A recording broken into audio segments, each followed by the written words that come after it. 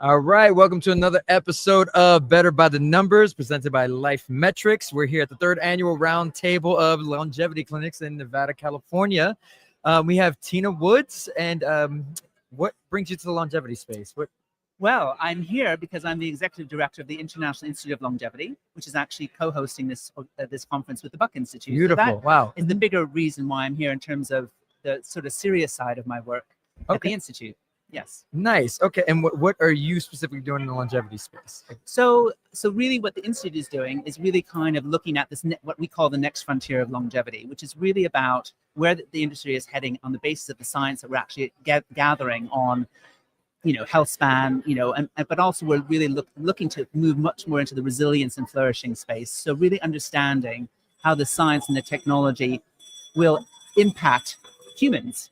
Okay. Because a lot of the science, of course, has been done in animal studies, mice, nematode worms, and I think the recognition and the penny is dropping that in order to really convert the implications of this science into genuine human impact, we really have to understand humans, understand what drives us, what motivates us, what's really important in our lives, that actually keeps us going. So that's there's been a lot of talk about emotional health, spiritual health, psychological health. It's kind of like the missing piece of the longevity story so far, because it's been so dominated by biotech and like the pills and the potions and things like that. Agreed. And I think the evidence is really mounting of how important our psychological state is and how important human connection, and just kind of recognizing that joy and having meaning and purpose in your life is absolutely so important, because what we're finding is that it has a huge bearing on your biology, on your genetics, on the expression of your genes, the epigenetics piece, which of course is the hotbed of a lot of longevity research at the moment. It's like how we are affected by the environments in which we live, work, and play is kind of like the next frontier.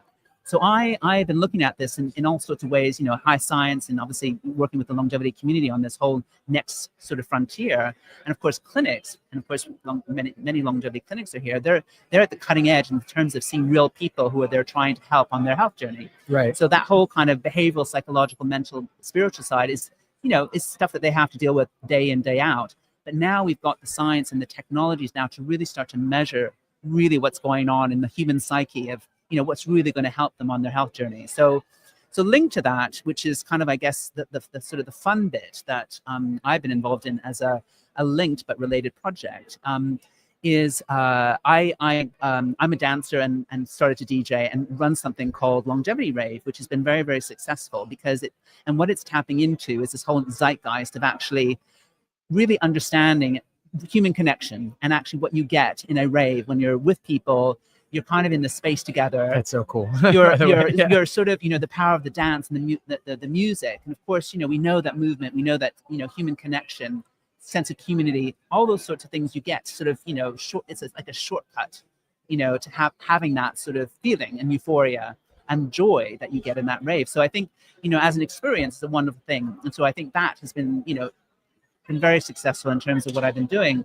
But this next phase of it, kind of linking back to my more serious role, is actually looking at that whole science and understanding, using the latest technologies of what does human connection, how can you measure joy? Because if you can measure it, then you can actually design that into the next sort of wave of products and services and experiences. So this is actually sort of an interesting project that is really starting to look at how do you actually even attempt to do that?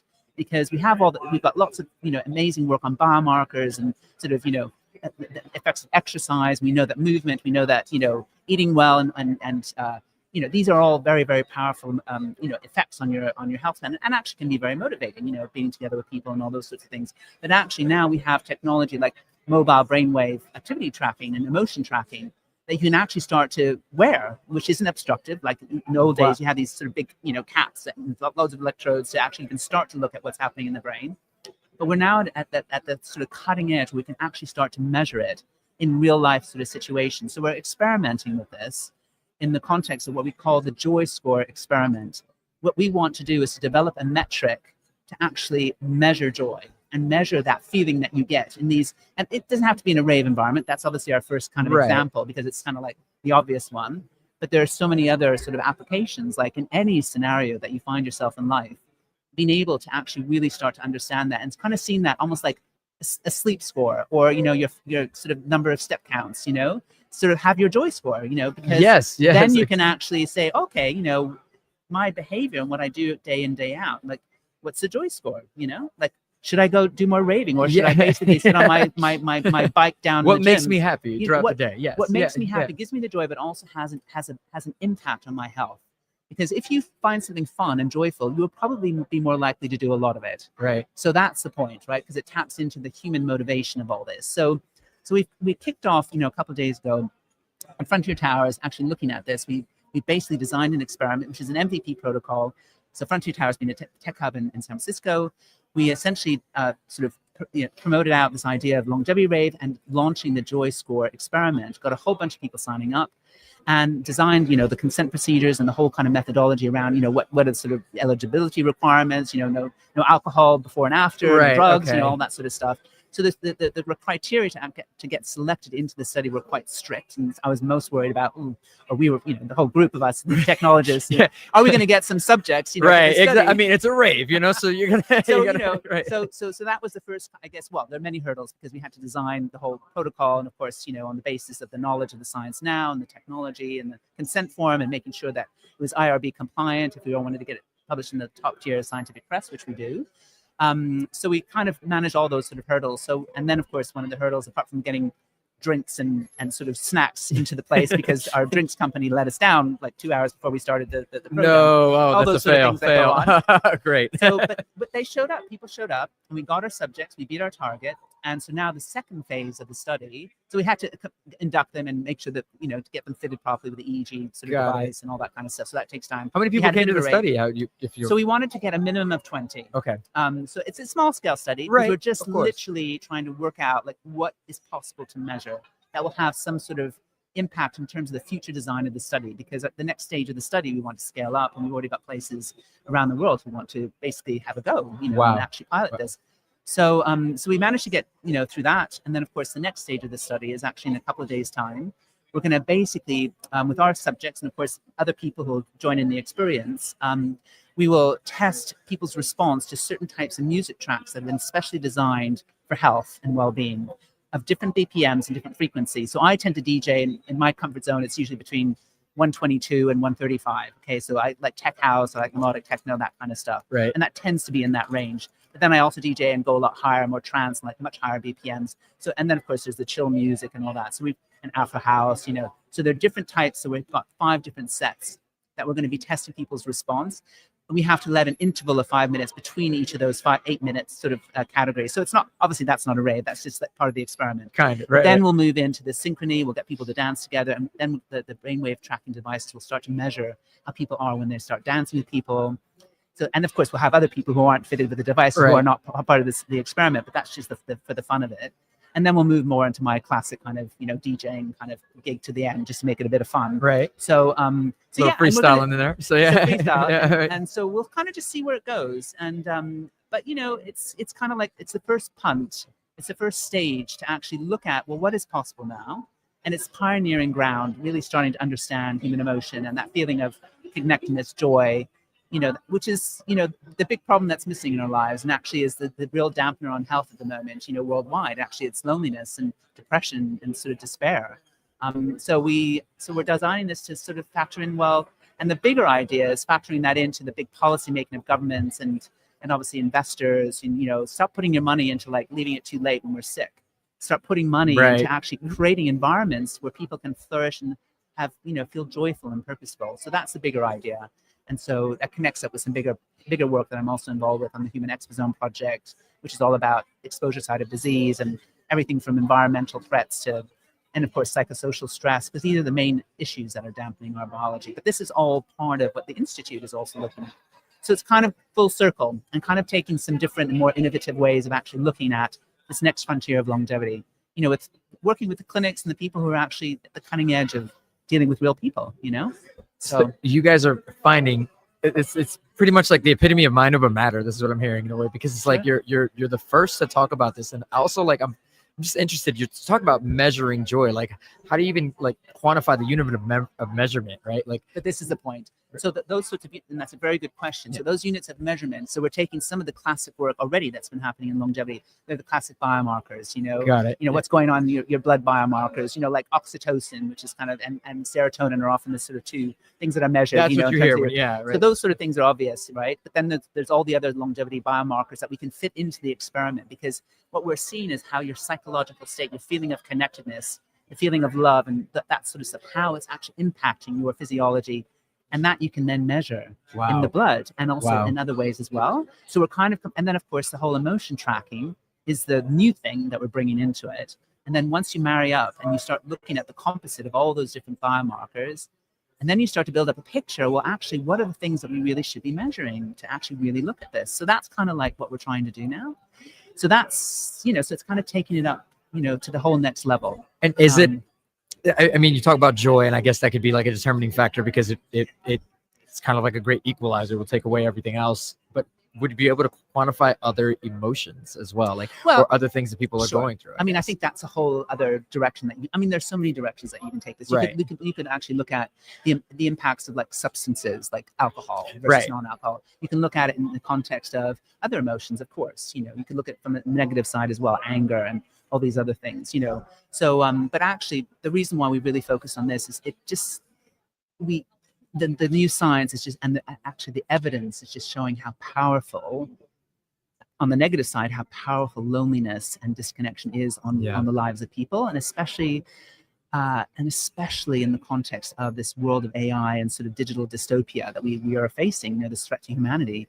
So there's some bigger sort of philosophical and societal questions that we're addressing. In fact, you may have heard of Burning Man. So they're really interested in the study, because of course what they're doing, they're sort of seeing, apart from the fact that Burning Man has 80,000 people, could be a massive cohort for the joy score experiment.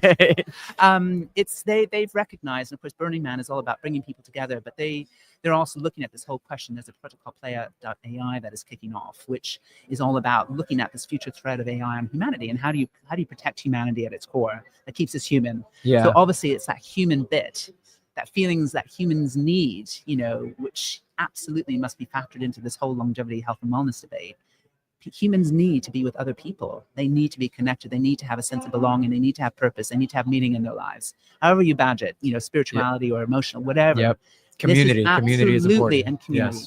So that is at the heartbed of what we're trying to prove, how important that is. And then once you can show that in terms of hard evidence, because it's really been difficult to measure it up until now, you can then really start to influence, and I do a lot of work like on policy, government decision making, and like investment. Like, why should we keep on investing in areas that are all about sick care, when actually we should be investing in preventative care, and creating environments, really good, like even investing in culture and art, which has an impact, because that's always, it's always the sort of always suffers, there's never enough, because there's always in other areas that you tend. So it's all that kind of stuff that might be really interesting that comes out as a consequence of this sort of new way of thinking about health that we can now measure with all the technology. I love the emphasis on community. This is something I can't get enough of, because from birth, especially in this country, we're taught about like capitalism and the self-made person, and it's like going off on your own, and that's just been huge. That's been a huge impact on my life, and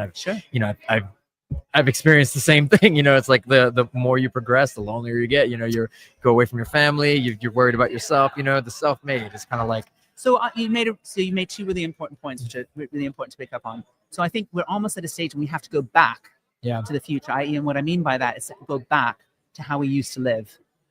Ancestral rituals, for example, we used to dance around, fires, and heal the earth, so to speak, heal the earth, be connected to nature. It's kind of like with the blue zones. I don't know if you've heard of the blue zone idea. No. So blue zones are areas around the world where people tend to live very long lives, and actually they've distilled it down to very simple things. Having a sense of purpose is really important. Feeling a sense of community and feeling loved and being able to love back, because your network's your community. Really good sort of food from the land. Wow. Yeah. Building in, just being active, because you are living in a world where you are just active. You don't have to go to a gym. You're probably in the fields, or you live on a mountain. You have to go up and down. So and so those sort of elements are actually what we need. We need to go back to that. And so it's kind of recognizing that this Western way of living, this life of convenience, the quick fix culture, it's actually destroying us. That's basically what's happening. So we have to kind of go back. And now ironically, we're using all the latest technology to reprove actually that we going need back. to go back. It kind of makes a lot of sense. Yeah, I was actually going to ask because you touched on AI a lot. Like, I mean, are you guys using AI? Are you Oh God, utilizing AI AI? is absolutely It's everywhere, critical here. right? Right. So AI is absolutely critical here because what we're getting is monumental information, obviously on the brain alone, I mean, all this brainwave stuff. So we are going to, and you're going to have to use AI to obviously look at all the data pools that we're going to be pulling on. I mean, obviously it's the first start, and obviously we're going to be scaling up, but it's going to be really, really important because you need to spot the patterns, and ultimately, the holy grail of longevity science is always what is uniquely impacting you as an individual. We all have our unique DNA, our genetics, and we all have unique lives and unique preferences and unique behaviors. And so it's understanding that and building up a profile or an approach to be able to then work out what's going to be best for you in terms of interventions and things that you should do as habits that will really deliver on things that matter most to you. And most people, they want happiness and joy in their lives. Yeah. So that's going to be a crucial motivator. And so if you can build in things that give you that without you even having to think about it necessarily, then that's obviously a very good recipe. Yeah, yeah, Do you know amazing. what I mean? Yes, and then, course. but then the other point that I wanted to make is that this is not just about individuals. In fact, the bigger idea is about the collective responsibility we have onto others, which is where the sense of community is. Because what we're seeing is actually health is a collective thing. Because actually the actions of what we do at the moment, like with air pollution and destroying the oceans with plastics, and this actually is all having a bearing on our individual health. So we all collectively, and obviously looking after people, and it's all these sort of things. It's we're kind of entering a whole new domain of really thinking about health. And I mean, I could speak for hours about the socioeconomic impacts of this because we have so much data now that shows, if you keep your populations healthy and well, you will have that will hit the nation on the bottom line, in terms of success, economic growth and prosperity. So this is the bigger stuff. And this goes down to this big work I'm doing, the Human Exposome Project, which is following the Human Genome Project in terms of its scale and the science, about really showing the impacts on human health, which is arising out of how we're treating the planet, air pollution. Wow. It's all connected. It's all connected. This is the point. Yes, it is all connected. It's all connected. And Yes. you're trying to show that it's all connected. I did want to ask, because, I know that this whole thing is very new, but are there any like specific case studies that you have found of a person's like actual like health getting better because of their happiness level or because of their joy, like, or maybe their sickness is not completely going away, but diminishing a little bit because of, I think there's loads of case studies and sort of obviously anecdotal evidence, but more and more there's hard proof. Absolutely. So I mean, like most people in this space, you have your own personal journey. I mean, I know for myself that when I discovered, I mean, I've always loved to dance, but I had an epiphany at the age of 56 that I just knew that music and dancing was going to be a really important part of my life. Just the joy and the sort of the whole mind, body, and soul connection. So I started dancing a lot, and then because I'm in the longevity space, I mean, I try all the latest stuff like intermittent fasting and eating well and like exercise. And exercise actually is a massive driver of good health. So all these, and I've been measured head to toe, and actually got assessed at Joanna Bench's clinic, who's here at the conference as the founder of her clinic, but also of the International Institute of Longevity with Eric Verdun. So I had all the data points to show like I was getting healthier and my biological age was getting reduced over time. And looking at all the factors, it was all the simple stuff. And I put down two things. Hormone replacement therapy was one thing that I think did have a fasting, I think was the other one thing. But I think actually more than anything, it was the joy that I feel from dancing. And that was how this whole thing started. And I learned how to DJ when I had foot surgery because I had to get my feet done, which laid me up for like 6 months. So you found a project. Yeah, so nice. I found the project to learn how to mix music to cope with the depression that I would otherwise have felt, getting really like frustrated, not being able to do all the things that I love. Yeah, right. So it was a new thing. And then, of course, had to go just DJing with a friend of mine, and then suddenly Longevity Rave took off, and then, of course, the rest is history. But anyway, so it's kind of fun. That's wow. That's so. This is the serendipity of life. Literally the most unique approach. I'm so serious. That's amazing. Like it's almost it all happened by design. Like like you like learned how to DJ, and now you're here doing it. Like, but you know what I think about life, which is very interesting. I think I always because I look back on my own life, and I think serendipity, just sort of like random, what you think are random events. They have been the most important events in my life that have changed my life. If you see what I mean, you can't actually plan for it. Do you know what I mean? You hear that a lot. So you think so. Actually, so looking back, I think I kind of feel that there was like a design because it kind of makes sense. But I think it's just, you have to be open to it. And I think that is something that I think all of us on that journey, just sort of being receptive to, and this is why I think we have to be out and about, which is why I think as young people, and I've got 3 sons in their mid-20s, they're in their 20s, and I look back and I think the whole disconnection of youth, which is what we're finding, is because they're sitting behind their screens too much. They're not actually out there. Yeah. They're not actually meeting people randomly. Yeah. And one of the raves that has been really successful has been actually with proper big music venues where I've played, where they're trying to get young people back into the clubs, because at a time when they don't have enough money and they don't drink anymore, it's how do you make clubs places for health, which is all about human connection and getting people back into the clubs. Young people. Oh yeah, the clubs. You know what I mean? Now. Yeah, I've heard about that. Yes. So it's all about, but it's back to those sort of fundamental principles. We are bringing the whole kind of and the serendipity back in our lives. Through human connection and the energy that you get when you're in the same field, which you can't get when you're behind a screen, and you don't get when you're using dating apps. Yeah, for sure. How do you know you don't even know yourself at the age of 20? How are you going to expect a dating app really to know you? Yeah. And actually, not a lot of people. There's more complaints on that than success stories. So people. Well, exactly. And anyway, I could go on forever. No, I'm so interested, honestly, because I mean, man, you it's like you're bringing humanity back to its roots. And my thing is like, how do you? I mean, it's an amazing thing, but it's a big hurdle. I feel like, especially today, how do you convince people, hey, going backwards is the way? We need.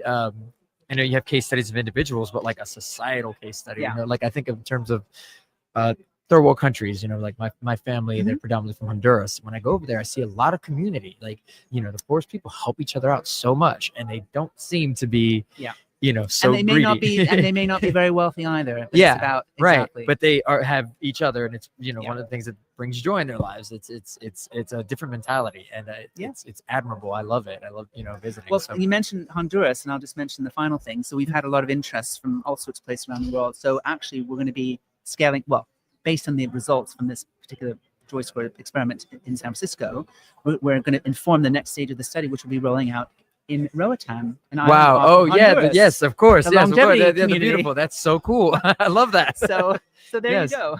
Wow. Is that the next rave? Is that? Well, it's going to be the next phase of the study, but yes, there will be lots of raves, I'm sure. Nice. But yeah. Oh my God. So, well, thank you for talking to us. Thank you for joining us. This is amazing.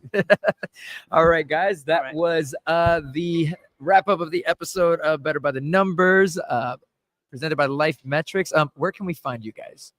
So the International Institute of Longevity website is basically, it's all over the conference, right? The website. It's got 2 different ways of reaching it. So there's www.l-institute.com. That's one. But then, of course, longevityrave.world has its own website. Is where if you want to get more information on the Joy Square experiment and longevity rave. Perfect. All right, ladies and gentlemen, Tina Woods here at the 3rd annual Roundtable of Longevity Clinics. We'll see you on the next one. Thank you. Thank you. That was. I'm so serious.